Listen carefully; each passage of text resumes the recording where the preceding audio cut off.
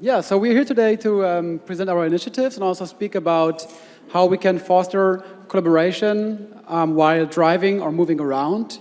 And we just discussed earlier today during lunchtime, so how should we present this? And we were saying we don't really know each other yet, so why don't we just keep this as an open discussion? So three of us are just going to speak with each other about why we are doing what we do and what we do.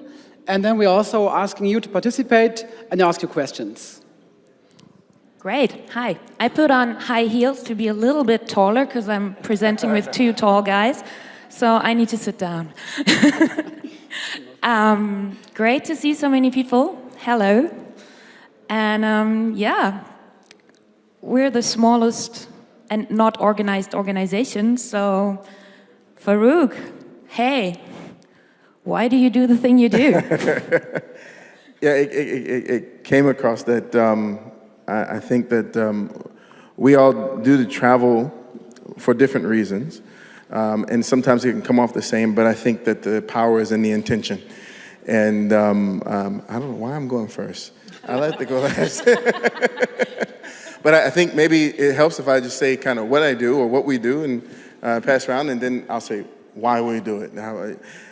So, you know, I founded an organization called GeeksGoneGlobal. It's not an organization, it's an initiative of a bigger organization called GeeksGoneGlobal. But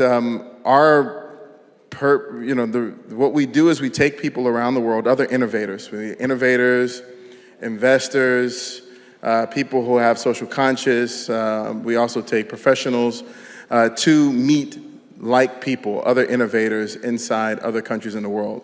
Our goal is just to kind of cross-pollinate the knowledge and increase the connections via those individuals and kind of let them come to their own conclusions once we put them together. So we do that in the form of 4 to 6 country trips that we do within 2 weeks.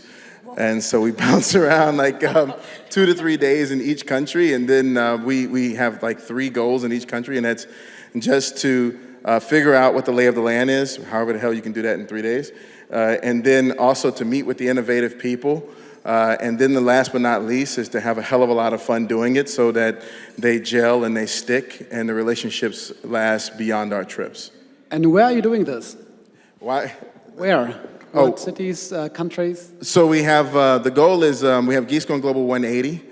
That lasts between 2013 2015 to go to 180 countries by the end of 2015. We've covered 20, and we have 27 we'll cover this year. And then 2015 we're preparing for right now as to be the year of trips. I don't think I'll see my kids the whole time. So. That is very impressive. So it's your turn to say what you do. Is it my turn now? Yes, it's your turn. Okay, I thought we were impressive already, covering 4 countries in 5 weeks. I'm Vicky, I'm from AfricaHackTrip. AfricaHackTrip was just a thing that we did. It started as an idea and it materialized into something really cool. It's 9 hackers, software developers and web designers. Just going to East Africa to check out what's happening there. Because we read an article by Eric Hirschman from the iHub who wrote for BBC about the tech hubs and the emerging boom. And Gregor was like, okay, cool, who's coming? Let's check this out. And a lot of people responded to that. And at the end of the preparation phase, we were 7 boys, 2 girls going to Africa and meeting loads of people, and we didn't know what to expect. They didn't know what to expect of us. So we just showed up there and we hosted bar camps and hackathons and yeah, just had a really great time. One of our taglines is also that we enjoy party machen, so we party a lot as well. And yeah, John is laughing in the first row there. Yeah, we just wanted to connect. Like we wanted to meet people, get to know people, make friends. Because, you know, we work in Berlin, then we work in San Francisco, we go to Zurich, to Amsterdam, Sydney, anything. But no one ever thought about, hey, I can also go to a co-working space in Nairobi or Kampala and just work from there. And one of our goals was also to bring our experience back to our communities. And get more people from our communities to just pack their bag and stay in Nairobi for a month. And during the last couple of days, I've been talking to so many people from so many hubs. So it's not just Nairobi. You can also go anywhere in the world and just work on your stuff there and do a lot of party machen. So yeah, that's us. So Fabian. Hey, Vicky. Now you're adding something to that. We're getting back to the hectic bit because they are also faster than us. Right. So I'm Fabian from FounderBus Africa. I'm from Berlin. I have a background in development cooperation, but also in entrepreneurship. So I've been working in the startup tech scene since 2010. I've been founding 2 companies. I've been working for an investor, and I've also been working in for a big corporation. And then we thought, hey, how about working on the intersection of these 2 worlds? Development cooperation, but also entrepreneurship with a focus on ICT. And this is how we came up with the idea of FounderBus, which is a tool to enable entrepreneurs in emerging markets to work on startups and realize their startup ideas who are ideally solving local issues. So how does that work? We select people from many applicants typically, and we put a focus on 3 different backgrounds. Mainly hackers, so it's people who can code, but also web designers and business experts. We work on 3 different disciplines: healthcare, energy, but also education. So we invite these people to our kickoff, which took place last year in November in Harare, Zimbabwe, and we would take part of the opening of the first incubator back in Harare called Hypercube. So on the first day, our participants, 40 people from all over the world, mainly Africans, get on the bus, pitch their ideas, so it's 40 strangers, and one might say, hey, I'm from Zimbabwe, and I have an idea of an application, a mobile app that is fighting bribery. Or I want to work on an SMS platform connecting construction workers with companies. Or I have an idea for a company and I want to enable teachers in rural areas to facilitate the process of giving homework to their students. Yeah? So these 3 ideas are just 3 out of 8 startup ideas which have been built on a bus during 5 days while driving 2,500 kilometers from Harare all the way down to Cape Town. We have had electricity on the bus and also internet. So we would hack all day long, brainstorm ideas, get feedback from customers. So our participants would get out of the bus at night, in the evening, and talk to the target group and gather feedback via landing pages on the internet. We would also, we had some companies or startups on the bus already launching their mobile apps after 3 days. Because if you have teams which are functioning like real world startups consisting of developers, web designers, and business experts, you can actually build stuff. And this is one of the goals we have.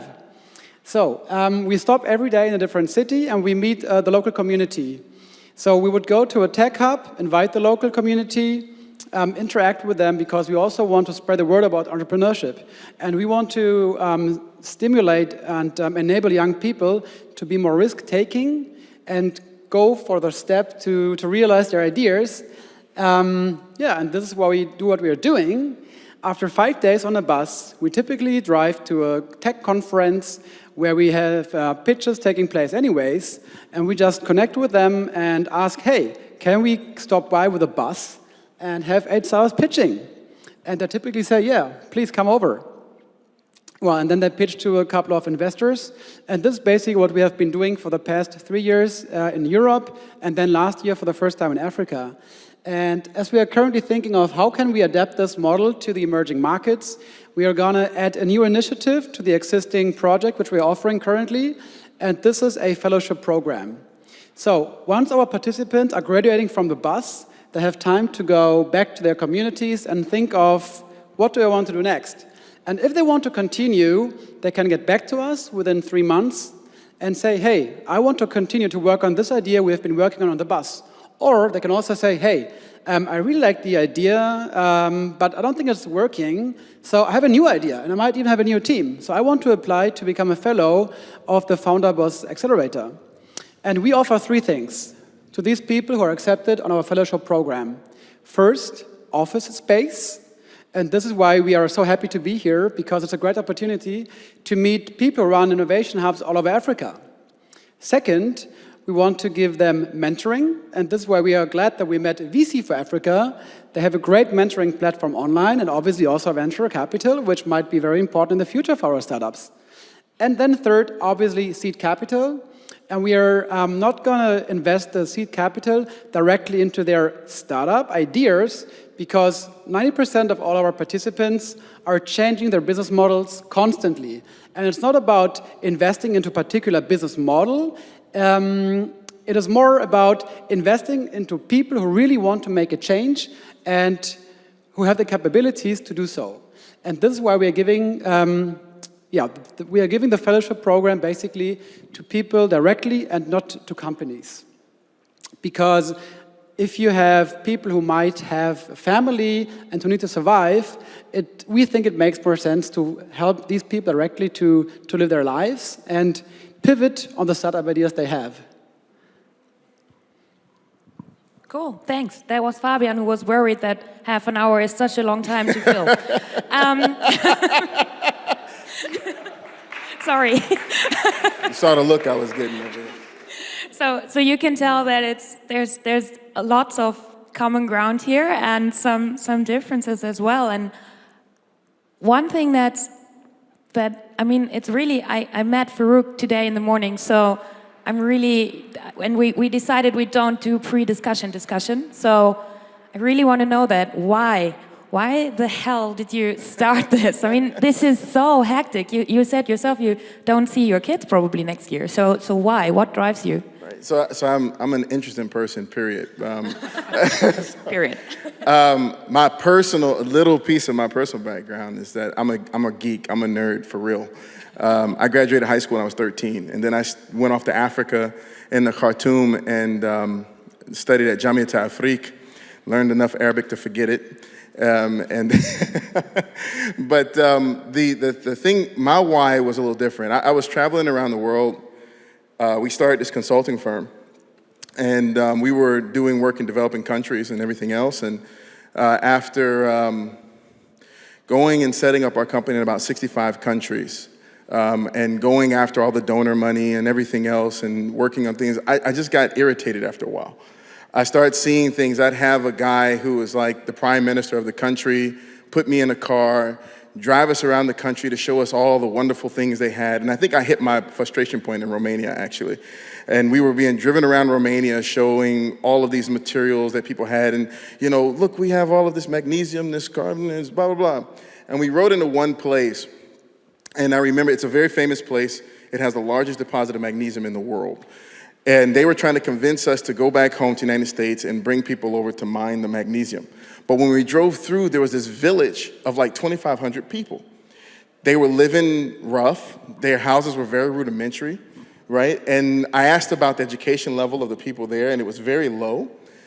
And then when we rode after the magnesium space, and we were told about how we needed to go fish for people to cough up millions of bucks and blah, blah, blah, we rode into another place on the other side of the village, which was this whole string of manufacturing plants from the Russian times. And they had all been shut down. But what amazed me is that they had machines that made machines. That's what was in the place, right? So I'm like, dude, like you've got everything you need to solve any problem you can come up with, and you have the nerve to bring my behind here and ask me what I can do for you. And the guys were trying to redevelop the manufacturing plant. I said, well, why don't you just educate the kids in the village to come to build some 3D printers, other things like that. You know, the SLS process in 3D printing, your selective layer scissoring, basically uses magnesium as its base in order to fire off the carbon laser. And you can build anything from that point. I said, you've got the stuff right there. The freaking river is yellow with minerals. And they looked at me like, but we need money.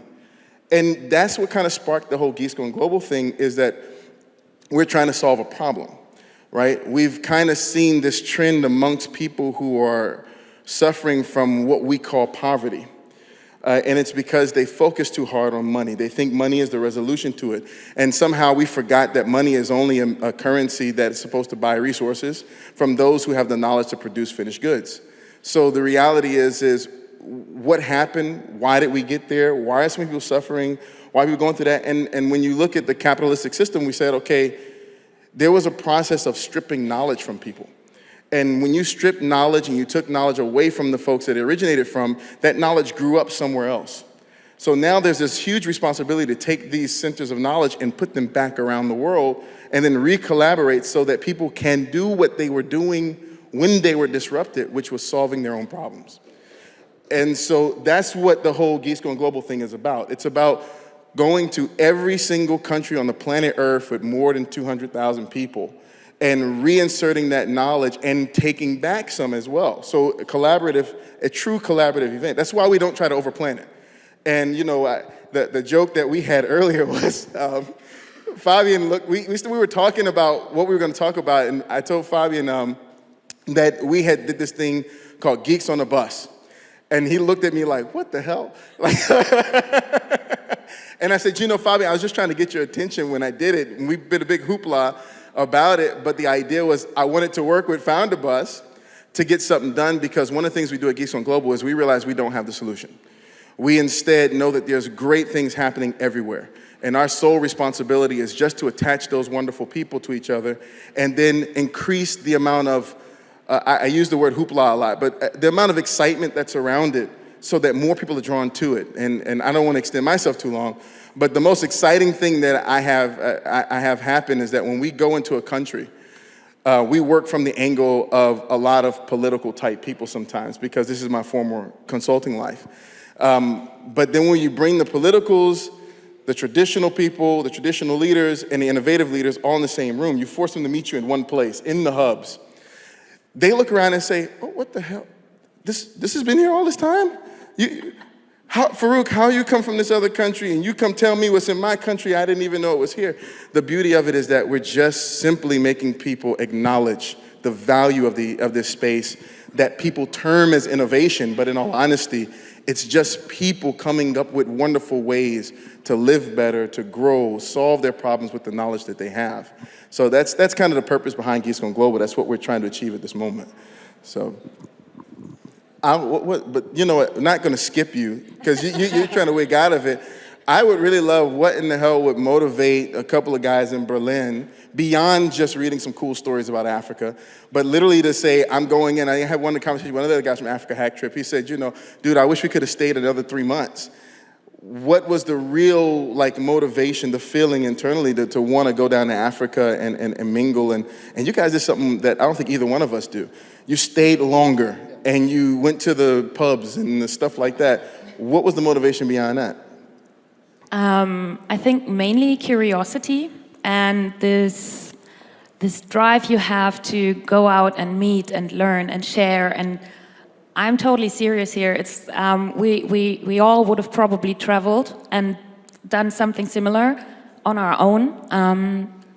We do Hacker Beach. We are those digital nomads, and it's just that it's Africa, and sometimes you're like, oh wow, Africa. And I don't know how many of us would have gone to Rwanda on our own. And if you team up, it's like a little less work, you think. Don't know if that's true, but you team up and you find a group of people that are like-minded, and you just start organizing, and it develops this drive for itself, and you get people excited.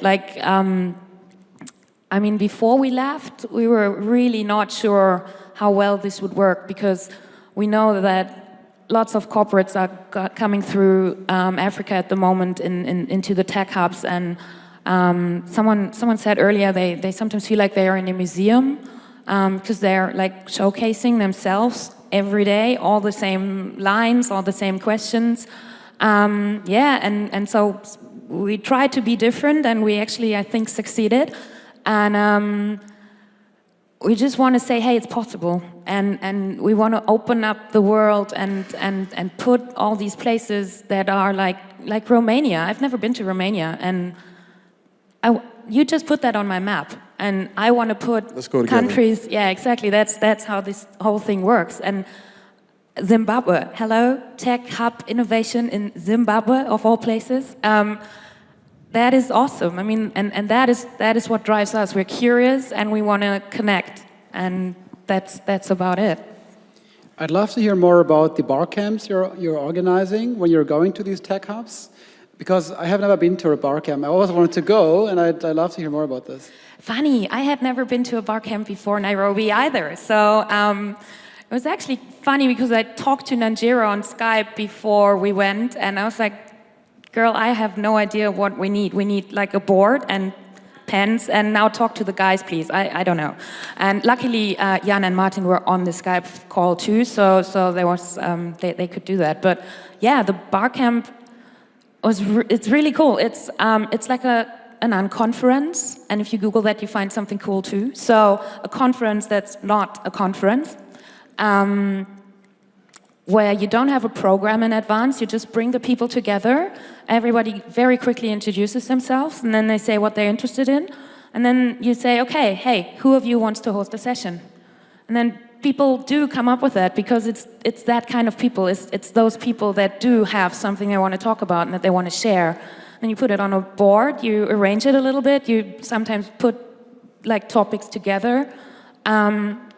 And then people spend the whole day talking about things they're interested in and teaching each other and asking each other questions. Like one of the, and we had a zillion topics, like it's all on our blog, but it's crazy much. One of the things I really, really liked a lot was the cultural aspects of UX design. Like how do you have to design things differently in different cultures? What works here might not work somewhere else. And it was for many of the participants also the first bar camp that they had gone to. And I guess that they all do their own bar camps now. Like so many things just happened from getting those people into physical proximity, into the same room.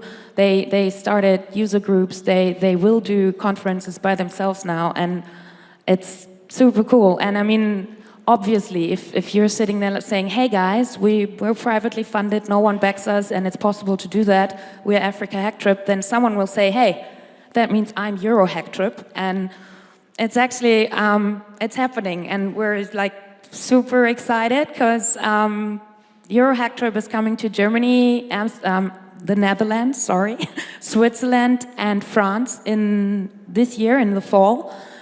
So far it's only Africans, but they're pretty open to everyone, and I just love it that we spread this attitude, and that we have people who are feeling the same need to spread this kind of life. Yeah. I've got a question for you, Fabian, though. I think we've got two things that happen every time we set out and travel, right? So one is when you travel in a group, the people you travel with are having this huge experience together, and they get bonded in a way that's, very unique. And the second is that you meet people and you bond with the people that you meet.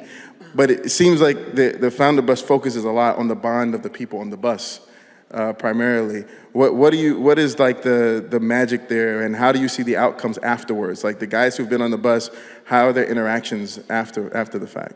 Yeah, a great question. So it's a very hard challenge to sort of pick the right candidates. So last year, when we had our first bus in November, we received more than 250 applications for only 40 spots on the bus. And we received applications from hackers, 16 years old, from Zimbabwe, but also from senior people, let's say the CTO of Visa Africa, who's 43 years old, but also executives from Silicon Valley who wanted to be on the bus. And we saw all these applications, and we thought, okay, what is our focus? We want to help young people to build companies or enable them to build companies. But these guys, like the successful entrepreneurs who have built companies and maybe even sold companies before, they also want to be on the bus. So who do we put on the bus? So let's just mix them. And we took 50% Africans and 50% rest of the world entrepreneurs. And then all teams have been not only multidisciplinary, but also multicultural. And this is a great experience, because you have a global knowledge transfer, which is happening. And in the end, you have a team which might be functioning on a global level. And the fact that you have a very experienced person on board might mean for you in the future that you have a business angel, somebody with a network and a certain experience. Yeah, and so it's a lot about developing people on the bus, because we say we live entrepreneurship. You can't really teach it. We say, hey, we put you guys on a bus. You all have to build companies and pitch them after only 5 days. So it is a real-life entrepreneurial experience. And there's people who have not been founding companies before they have been on the bus.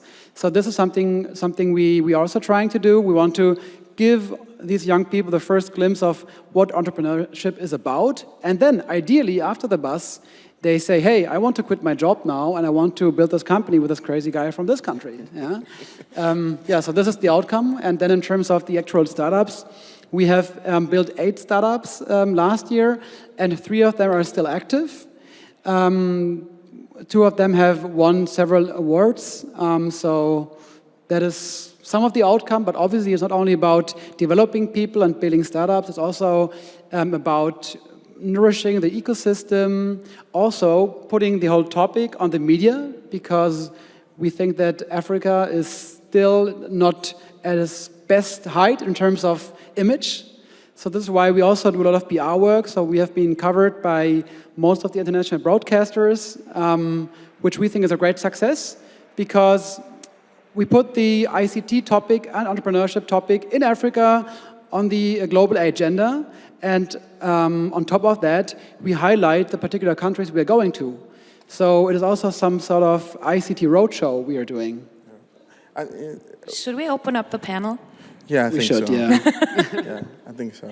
So, any questions from anybody? Because this half-hour thing is really short, and we all like to speak a lot. Sorry. Any questions? I don't see much, but yeah. Nanjir? Yeah, thanks. Hi, I have a question. I mean, mainly for Faruq, but I think all of you guys would be interested to know. It has to do with the fine line between surfing places and actually hunkering down and staying long enough to not only get more out of it, but do it. How do you, taking a strategic consultant approach, how do you look at that? And maybe you say, well, we're here for a day because we've got to go to the next country, but somebody's going to come back and stay for 3 months. I don't know. How do you look at that? No, I got you. But that's what we're challenged with anyway. A lot of people will always ask, what am I going to get out of this? Because unlike a lot of other travel things, we force everybody to pay. One of the things that we do by forcing everybody to pay is we say, okay, look, if you want to go, then you'll pay to go.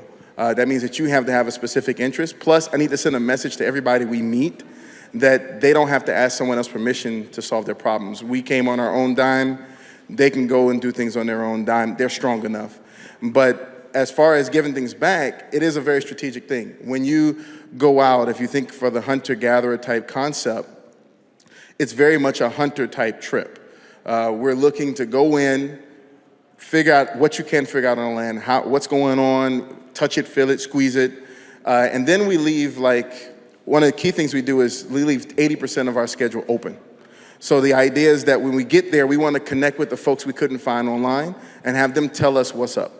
And then start moving around and do that kind of thing. The idea is that the people who've come will go back themselves, as well as communicate to other people why they should go back.